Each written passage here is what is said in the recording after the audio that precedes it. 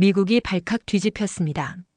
조지아 공장에서 300명이 넘는 한국인 기술자가 체포된 그 순간 아무도 상상 못했던 일이 벌어졌습니다. 아이폰 신제품 생산은 멈췄고 테슬라 공장은 문을 닫았습니다. 단 일주일 만에 무너진 초강대국의 심장, 그리고 세상을 뒤흔든 한국 기술의 진짜 힘 지금 공개합니다. 잠깐 영상 시작 전에 1초 만에 누를 수 있는 구독, 좋아요 버튼을 꾹 눌러주신다면 영상 제작하는데 큰 힘이 됩니다. 그럼 영상 시작하겠습니다. 저는 테슬라 북미 공급망 책임자 김민수입니다. 오스틴 본사에서 근무하면서 주로 아시아 지역 부품 공급업체들과 협력 관계를 관리하고 있어요. 그날 새벽 평소보다 일찍 일어나 뉴스를 켰는데 정말 충격적인 장면이 나왔습니다. 미국 조지아주에 있는 우리 합작 공장에서 벌어진 일이었거든요. 이민 당국이 기습 단속을 벌인 거였어요. 새벽 5시부터 수십 명의 공무원들이 공장에 들이닥쳤다고 했습니다. 그들의 목적은 체류 서류 검사였죠. 화면에 나온 모습이 정말 충격적이었습니다. 제가 직접 알고 지내던 한국 엔지니어들이 호송버스에 태워져 끌려가는 장면이 생생하게 방송되었거든요. 수갑을 채운 건 아니었지만 그래도 범죄자 취급받는 모습이 적나라하게 드러났어요. 평소에 정장을 입고 당당하게 일하던 분들이 고개를 숙인 채 버스에 오르는 모습이 너무 가슴 아팠습니다. 문제는 서류 미비였습니다. 일부 기술자들이 비자 연장 과정에서 행정적 착오가 있었던 거예요. 사실 이런 일은 흔히 발생하는 일이거든요. 그런데 당국의 대응이 너무 과도했습니다. 마치 불법 체류자를 단속하듯이 공장을 에워싸고 기술자들을 연행한 거죠. 저는 즉시 인사팀에 연락했습니다. 우리 공장 한국 기술자들 상황이 어떻게 되는 거냐고 물어봤어요. 담당자는 파악 중이다. 곧 해결될 것이라고만 답했습니다. 한국 언론들이 일제히 반발했어요. 동맹국 기술자를 범죄자 취급한 미국이라는 헤드라인이 쏟아졌습니다. 저도 그 기사들을 보면서 정말 난감했거든요. 특히 충격적이었던 건 체포된 기술자 중에 이주현 팀장이 포함되어 있다는 거였어요. 제가 3년간 함께 일했던 분이거든요. 그분이 기자 앞에서 저희가 뭘 잘못했나요? 우리는 미국 경제를 돕기 위해 온 건데요 라고 말하는 모습을 보니 정말 마음이 아팠습니다. 인터넷 댓글들도 난리였어요. 미국이 우리를 우습게 본다. 기술만 빼먹고 쫓아내려는 수작이라는 반응들이 쏟아졌죠. 회사 내부 분위기는 의외로 차분했습니다. 금방 해결될 일이라는 게 중론이었어요. 하지만 저는 뭔가 불길한 예감이 들었습니다. 그날 밤 집에 돌아가서도 계속 그 장면이 머릿속에 맴돌았어요. 호송버스에 태워지는 한국 기술자들의 모습이 잊히지 않았습니다. 과연 이 일이 단순한 해프닝으로 끝날까요? 한국 정부가 가만히 있을 것 같지 않았거든요. 제 예감은 정확했습니다. 다음 날 아침 저는 평소보다 일찍 출근했습니다. 한국 상황이 어떻게 전개될지 궁금했거든요. 그런데 오피스에 들어서자마자 동료들이 웅성거리고 있었어요. 김 팀장, 한국 뉴스 봤어요? 제 옆자리 직원이 급하게 말했습니다. 저는 즉시 컴퓨터를 켜서 한국 뉴스를 확인했죠. 화면에는 청와대 브리핑룸이 나왔습니다. 대변인이 단상에 서서 무언가를 발표하고 있었어요. 그런데 그 옆에 놓인 게 정말 인상적이었습니다. 붉은 봉투였거든요. 대한민국 정부는 미국 정부에 공식 서한을 전달했습니다. 대변인의 목소리가 단호했어요.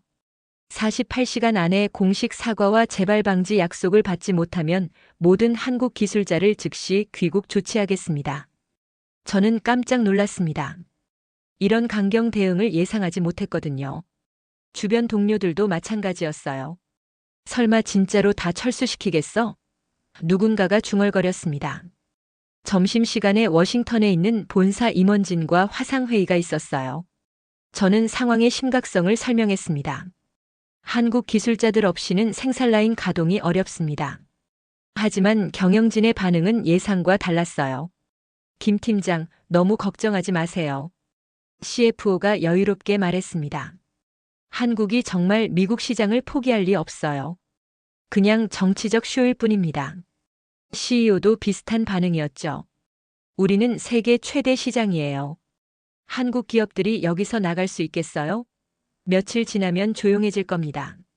저는 불안했지만 더 이상 말하지 않았습니다. 상부에서 그렇게 판단한다면 제가 뭘 할 수 있겠어요. 하지만 마음 한구석이 계속 무겁더라고요. 오후에는 전 세계 언론이 이 사건에 주목하기 시작했습니다. CNN에서는 한미 기술 분쟁 48시간 카운트다운이라는 제목으로 보도했어요.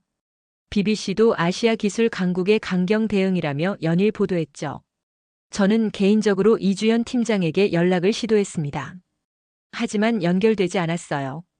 나중에 알았지만 구금 중이어서 외부 연락이 차단된 상태였던 거죠. 그날 밤 집에 돌아가면서 저는 계속 생각했습니다. 정말 한국이 허세를 부리는 걸까요? 아니면 진짜로 모든 기술자를 철수시킬 작정일까요? 48시간이 너무 짧게 느껴졌습니다. 48시간 중 첫 번째 날이 지나갔습니다.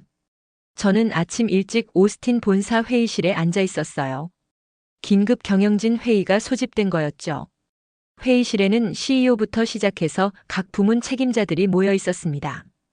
분위기는 생각보다 여유로웠어요. 아니, 오히려 자신만만했다고 해야 할까요? 자, 한국 상황 어떻게 보시나요? CEO가 물었습니다. 제조 담당 부사장이 먼저 입을 열었어요. 솔직히 큰 문제 없을 것 같습니다. 중국과 대만에서 부품 조달 늘리면 되거든요. 인사 담당 임원도 동조했습니다. 이미 인도, 베트남, 필리핀에서 대체 인력 3,000명 준비해놨어요. 한국 기술자들이 정말 나간다면 바로 투입하면 됩니다. 저는 손을 들고 말했습니다. 잠깐만요. 현장 상황이 그렇게 간단하지 않습니다. 한국 엔지니어들이 빠지면 라인 튜닝 자체가 안 돼요. 하지만 제 목소리는 묻혔습니다. CFO가 책상을 두드리며 자신만만하게 말했거든요. 김 팀장, 너무 걱정 마세요. 우리가 누구입니까? 테슬라예요. 세계 최고의 기술력을 가진 회사라고요. 그렇습니다.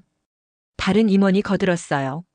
한국 기술자들도 결국 우리 매뉴얼을 따라 하는 거 아닙니까? 매뉴얼만 있으면 누가 해도 똑같아요. 저는 답답했습니다. 이 사람들은 현장을 모르고 있었거든요. 한국 엔지니어들이 단순히 매뉴얼만 따라하는 게 아니라는 걸 말이죠. 회의는 계속됐습니다. 애플도 마찬가지 상황이래요. 누군가가 말했습니다.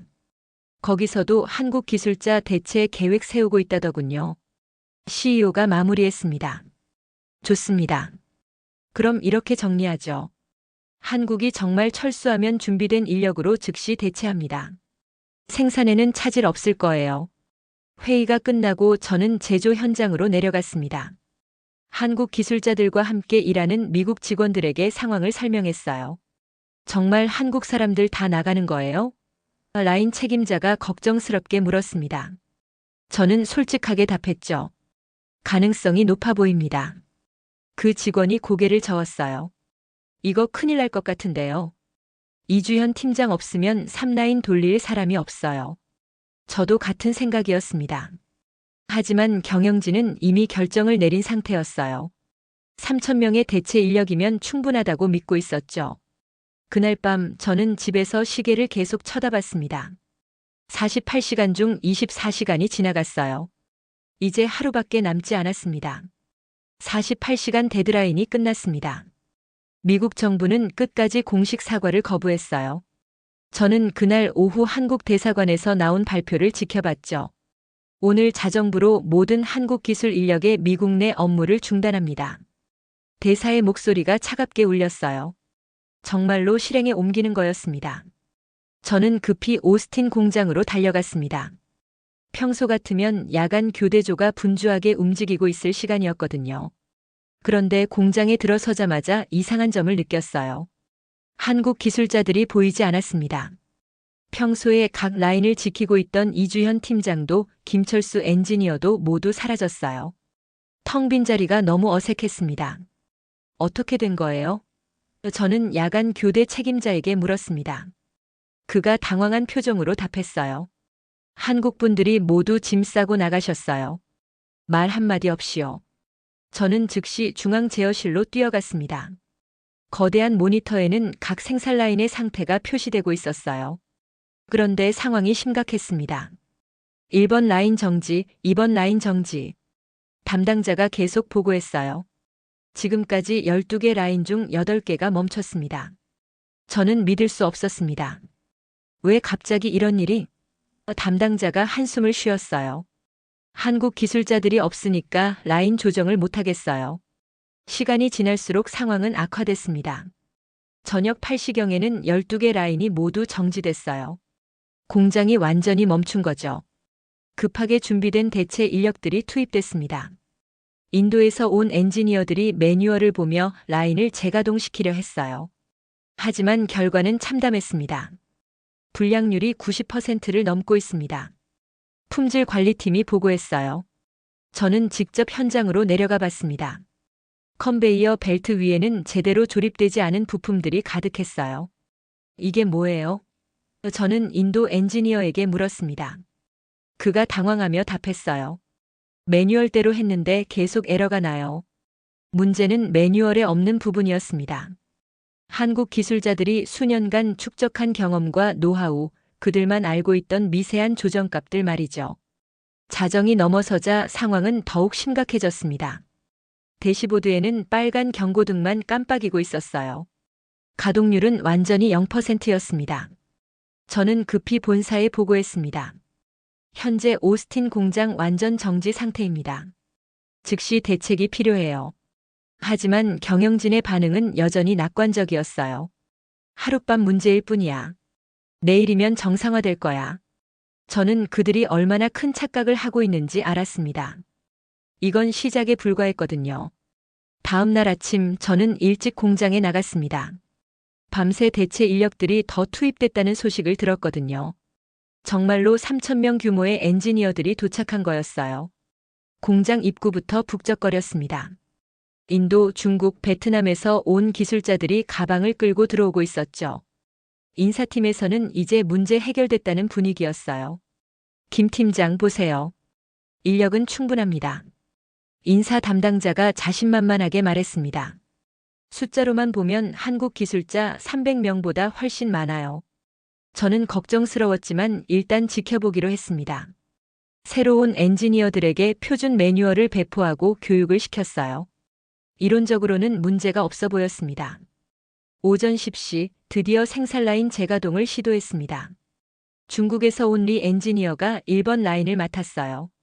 그는 15년 경력의 베테랑이라고 했습니다. 시작해 보겠습니다. 리 엔지니어가 매뉴얼을 펼치고 버튼을 눌렀습니다. 라인이 움직이기 시작했어요. 저는 안도의 한숨을 쉬려 했죠. 그런데 5분도 안 되어 문제가 터졌습니다. 갑자기 기계에서 이상한 소리가 나더니 컨베이어 벨트가 삐걱거렸어요. 곧이어 빨간 경고등이 켜졌습니다. 뭐가 문제죠? 저는 리 엔지니어에게 물었습니다. 그가 당황하며 답했어요. 매뉴얼대로 했는데 모르겠어요. 이런 에러는 처음 봐요. 이번 라인도 마찬가지였습니다. 베트남에서 온 응웬 엔지니어가 시동을 걸었지만 역시 몇 분 만에 정지됐어요. 3번, 4번 라인도 똑같은 상황이 반복됐습니다. 저는 문제의 원인을 파악하려고 했습니다. 매뉴얼에는 분명히 모든 절차가 적혀 있었어요. 하지만 뭔가 빠진 게 있었습니다. 점심시간에 저는 예전에 이주현 팀장과 함께 일했던 미국 기술자를 만났습니다. 도대체 뭐가 문제일까요? 그가 한숨을 쉬며 말했어요. 김 팀장, 이주현 씨는 매뉴얼에 없는 걸 알고 있었거든요. 온도가 조금만 올라가도 압력을 0.2 낮춰야 한다든지 습도에 따라 속도를 미세 조정한다든지 그제서야 깨달았습니다. 한국 기술자들이 가진 건 매뉴얼이 아니라 수년간 쌓은 경험이었던 거예요. 기계와 대화하는 감각 같은 것 말이죠. 오후에 다시 시도했지만 결과는 마찬가지였습니다. 12개 라인 모두 5분을 넘기지 못하고 정지됐어요. 공장 전체에 경보음이 계속 울렸습니다. 저녁 무렵 제조 담당 부사장이 현장을 방문했습니다. 그는 빨간 경고등이 깜빡이는 대시보드를 보더니 얼굴이 굳어졌어요. 이게 뭔가요? 그가 물었습니다. 저는 솔직하게 답했어요. 3,000명 투입했지만 아무도 라인을 제대로 돌리지 못하고 있습니다. 그날 밤 저는 사무실에서 보고서를 작성하며 생각했습니다.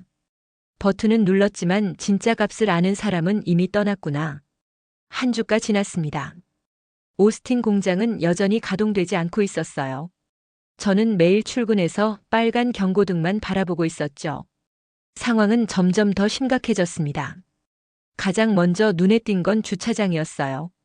평소 5,000대가 넘는 차로 가득했던 주차장이 텅 비어 있었습니다. 생산이 중단되면서 많은 직원들이 무급휴직에 들어갔거든요. 김 팀장, 이거 언제까지 계속될까요? 제 밑에서 일하는 톰이 걱정스럽게 물었습니다. 그는 두 아이를 키우는 아버지였어요.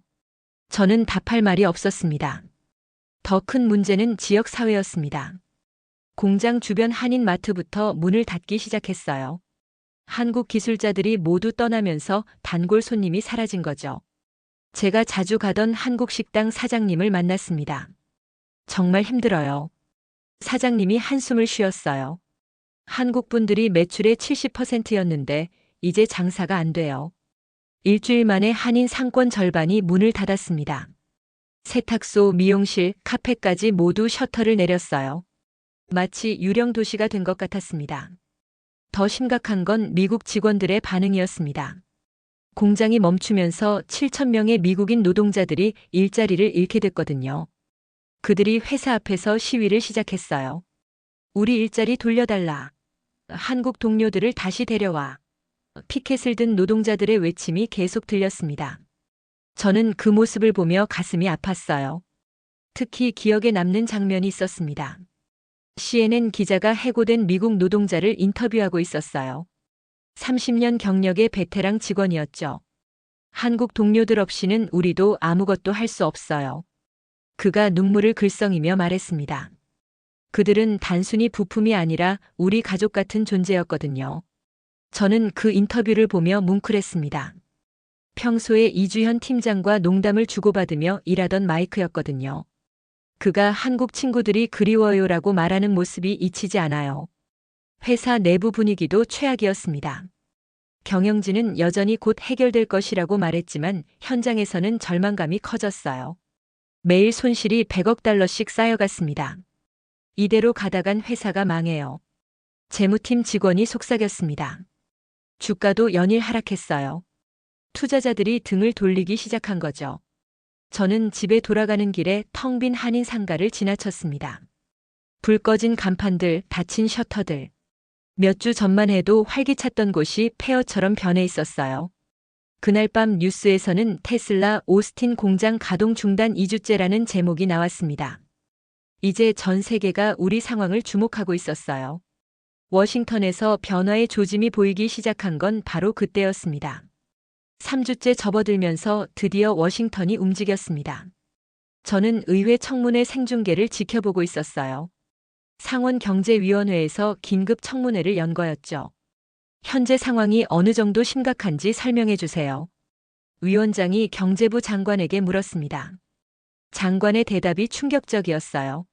하루 손실이 약 100억 달러입니다. 이 상황이 한 달 더 지속되면 GDP 1%가 증발할 것으로 예상됩니다. 청문회장이 술렁였어요. 저는 화면을 보며 놀랐습니다. 단순히 우리 회사만의 문제가 아니었던 거예요. 애플, 구글, 마이크로소프트 등 실리콘밸리 전체가 타격을 받고 있었습니다. 한국 기술자들이 이렇게 중요한 역할을 하고 있었나요? 한 의원이 물었어요. 상무부 관리가 답했습니다. 저희도 몰랐습니다. 이들이 단순 하청업체가 아니라 핵심 기술진이었던 거죠. 더 심각한 건 다음 증언이었습니다. 국방부 차관이 나와서 말했어요. 한국산 핵연료 공급도 중단됐습니다. 이게 계속되면 서부 지역 군사기지 전력 공급에 차질이 생길 수 있어요. 저는 상황의 심각성을 새삼 깨달았습니다. 이건 단순한 무역 분쟁이 아니라 국가 안보 문제로 번진 거였어요. 청문회는 5시간 동안 계속됐습니다. 의원들의 질문이 점점 날카로워졌어요. 도대체 왜 이런 상황을 예측하지 못했나요? 한국 기술자들에 대한 의존도를 파악하지 못한 책임은 누가 질 건가요? 오후에는 더 충격적인 증언이 나왔습니다.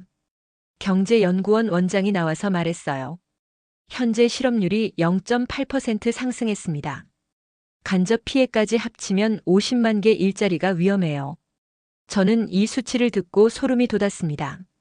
우리 공장 직원 7,000명이 전체 경제에 미치는 파급 효과가 이렇게 클 줄 몰랐거든요. 청문회 마지막 부분이 가장 인상적이었습니다. 한 의원이 정말 핵심을 찌르는 질문을 했어요. 결국 우리가 한국을 어떻게 대해왔는지 반성해야 하는 거 아닙니까?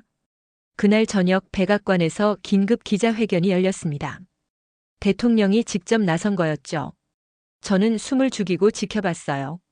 미국 정부는 한국 기술 인력에 대한 부당한 대우에 대해 깊이 사과합니다. 대통령의 목소리가 무거웠어요. 앞으로 이런 일이 재발하지 않도록 전문 인력 보호 비자를 신설하겠습니다. 기자회견 중간에 대통령이 한 말이 특히 기억에 남아요.